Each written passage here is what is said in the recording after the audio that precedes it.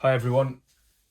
So I'm gonna get this video out whilst it's fresh in my head. I've literally just woke up, so excuse the amateur footage and the setup, but it's the message that's important here.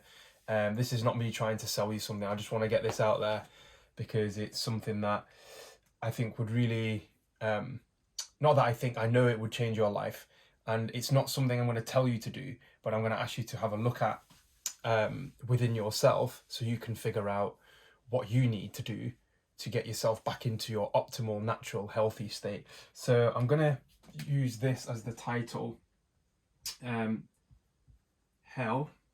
Heal the one. And if you read that there, it says health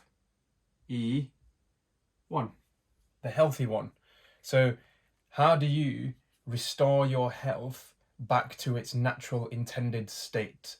Not what the ego wants, which is a false sense of self, what we think it should be, but what nature intended us to be. And how does that fit into everything else? So I'm going to use an analogy here. If you think of the human brain, yeah, ignore my drawing. I just want to get this out there and not take up too much of your time. And then it's got the rest of the body. So let's put, imagine that's the head. We've got the arms, you've got the legs, etc. You've got the abdomen and all the main organs. So the brain signals and coordinates all the activities within that body to make the body function, to make it function well. And we could look at it as the spirit. Oh, sorry, you can't see that yellow. We'll go orange. The spirit is what animates the entire body, the life force, if you like. So when somebody passes away, their soul or their life force leaves that body, and then the body stops functioning. But whilst that soul is energizing that body, the brain is coordinating all the activities within that machine, the biological machine called the human body. So how does this link to health? So what I find is a lot of people, including myself, we look to the outside world to find out what is best for us, what's healthy for us, what do we need to do to restore our health. And some of the stuff we do works to some pretty good success. A lot of the time it doesn't, because there's a lot of information out there. So how do you choose? Now, all this information out there, it's not that it's all of it's wrong and some of it's right, or some of it's right and some of it's wrong. But how do you decide what works for you? And this is where using your own body as the tool to decide what to do comes in. So we spend 24/7 with our individual bodies, right? So you should technically know most about yourself if you're paying attention to what's going on inside your body in the form of your thoughts, feelings, and emotions, and outside your body in terms of sight, sound, smell, taste, and touch. So if you use all that information, you can at any one point figure out what's best for you if you're really paying attention. Now, think of, let's say, so what I've figured out over the years is individual body. Let's say that's me. Over time, what can happen is this layer of ego forms around the outside. Now, ego is based in fear. So ego is when we get ideas about the world which aren't actually true, but we think they are in imagination. A bit like a child believing that there's a monster in the cupboard and experiences genuine fear. So ego creates this genuine fear, and fear creates a toxic effect on the body on a chemical hormonal level, which then affects the health of the entire body. It also creates a barrier between you and the outside world, so making you feel and experience and think that there's the world is dangerous and that there's people are out to get me, the world is against me, etc. And then you experience it as such. And because you feel that way, you act that way. And if you act that way, you genuinely can be attacked from another body if you're putting that out there. So what's the other way to live? The other way is to live as nature intended, as this entire universe, which seems to have some sort of intelligence behind it. I like to call it the higher intelligence, this higher intelligence which coordinates everything. How did that intend for us to live? Now, when the ego's here, the ego creates this barrier. So when the ego's gone, what happens is we restore our connection to this higher intelligence. So I'm going to draw this as a bubble, higher intelligence, high, which has a link to every single aspect of creation, every single living being, every single living thing.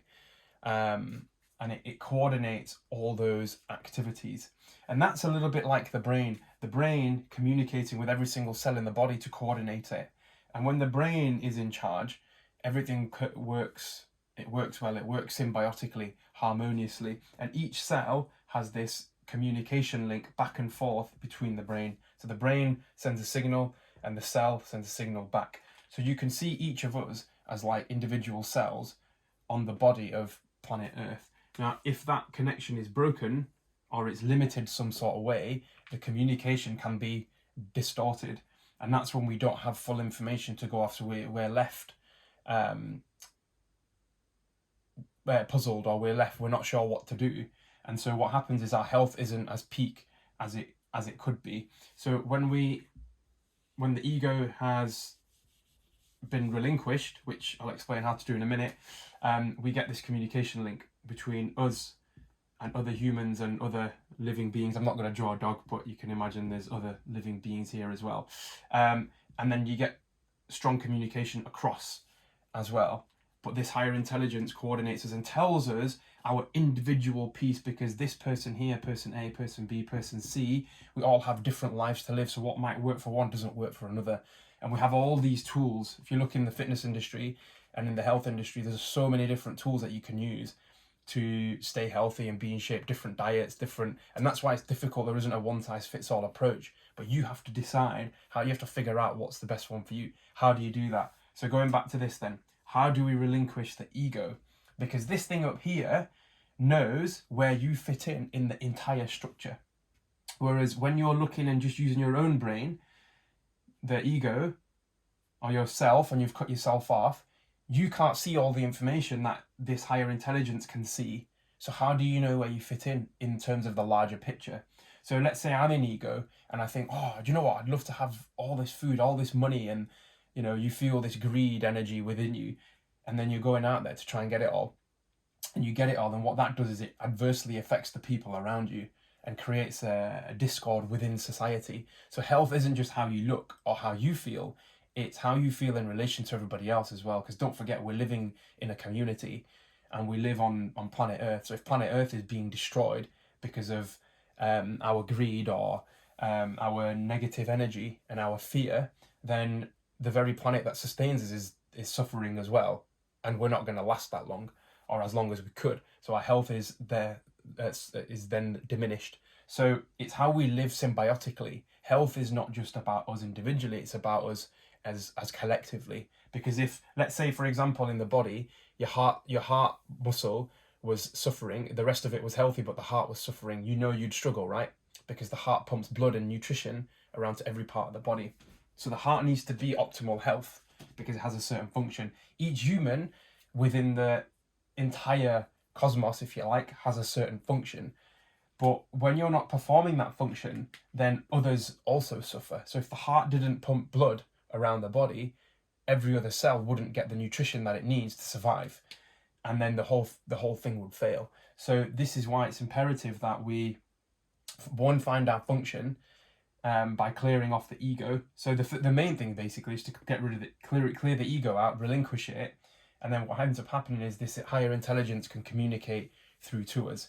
I was about to say get rid of the ego. It's not about getting rid of the ego. It's about letting go of what we think we are or what we think we should be doing, the fearful thoughts, by recognizing that they're actually not real. They're just imagined.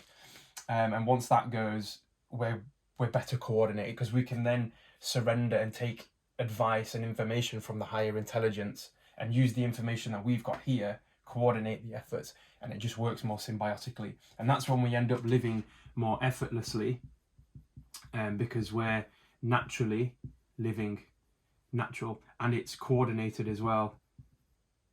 Excuse my spelling this morning. And we work collaboratively as well, because we recognize that everybody else, the planet, is part of our own being. And so therefore we see it like the body. So all the answers you need to your life are within your own individual body if you look at how it works. So you don't even need to communicate with anyone. What I'm asking you to do, or what I recommend you do if you want to reach peak health and become one of the healthy ones and to heal the one, is look at your own self, look at your own body. Okay, how does it work? What are all the organs? Just simple, basic human anatomy understanding. You don't have to be a scientist, because I'm not. Just need to understand it on a simple level, because that's all we need. So the ego is based in fear. So all you got to do here is look at, okay, what thoughts am I thinking that are of a fearful nature? Now, if we continue thinking those thoughts, we then get an emotional experience. So it goes thought, and that can come in the form of not just words in your head, but images and also feelings. So how you feel. I know feelings, usually we put it in with heart, but how you feel represents a thought.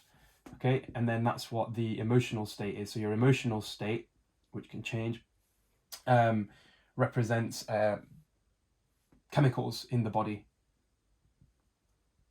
Okay, and that can have a hormonal effect, which then creates a compositional change on your body, which then can create either good health or bad health. And that's what you might call the physical side. So that can be an action. It makes you act. So if you're fearful, cortisol levels might be high, or stress hormones might be high, adrenaline might be high, and that has a hormonal effect which makes you act a certain way. But if you're peaceful and contented, your actions are very different. The way you think is very different as well, and that's what will create for a more enlightened society. But first, it begins with this enlightened society, because you have trillions of cells in your body.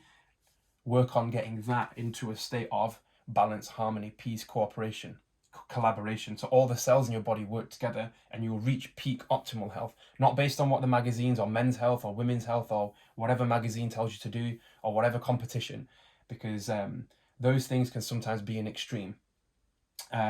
What's natural and effortless for you to achieve is our natural state, and that's when everything else in your life will come into balance as well, your finances, your relationships, etc. So when we're going back to the ego thing, we've got to first recognize what thoughts we're having, which takes mindfulness or meditation or awareness, whatever you want to call it, is just watch the activity of your mind and recognize that whether the thoughts that you're thinking and the things that you're feeling, are they actually true? Do they apply for everyone? Do they apply in all situations, or could you think differently? And sometimes all it takes is, you might not even know the answer, and that's fine. But what you've got to do is recognize where you're at, what's actually going on inside your brain, because no one in your thoughts, because not everyone can see that. Only you can. You're 24/7 with your own mind. So what you can do is you can just remain and watch the activity, and what will happen is this intelligence will recognize that you're trying to reconnect this connection here, and it will guide you. This higher intelligence will show you the truth, because this thing up here has kept the truth about you here, whereas the ego has created a distortion. So it's like the lights have gone off. But this up here, the higher intelligence, knows what it needs you to do, because that's your part in the puzzle. Each one of us is a part of the puzzle, and we have to play that part for everything to be coordinated and peaceful and balanced. So all you need to do is recognize this thing that you've created around yourself, because a lot of people don't even know they've got this. They don't even know they've got these negative thoughts in their head. So once you recognize those thoughts in meditation, just sit quietly, or whichever process works for you. I like to sit on the end of my bed with a little bit of music on in the background. And I like to practice through the day as well, even with my eyes open. But I'm watching the activity of my mind and my feelings and what they're telling me. And I try not to let this kick in, this side. And if it does, it's okay. I reflect back on it. Why did I just do that? Why did I just respond that way?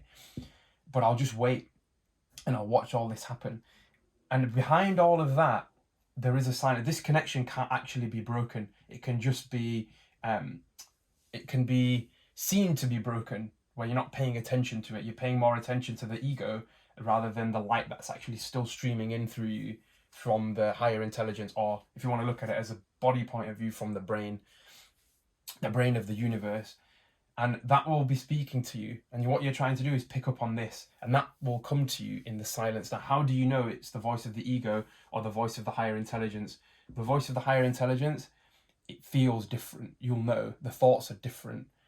They feel uplifting, energizing. And you'll start to see the shift.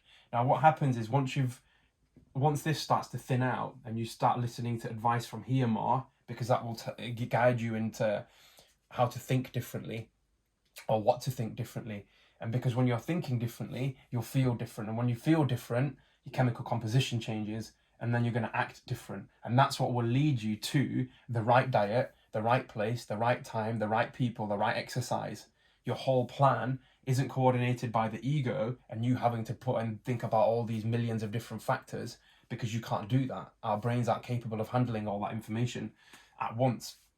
But this thing is the higher intelligence. So the higher intelligence knows exactly what you need, when you need it, where you need to be, what resources you need, and it will make it happen for you. You just need to get into sync with this higher intelligence. And that's what the dance of life is about for me. And I found this actually works. And this is why I tried so many diets and training plans and all this stuff. And I tried to force myself to fit into something.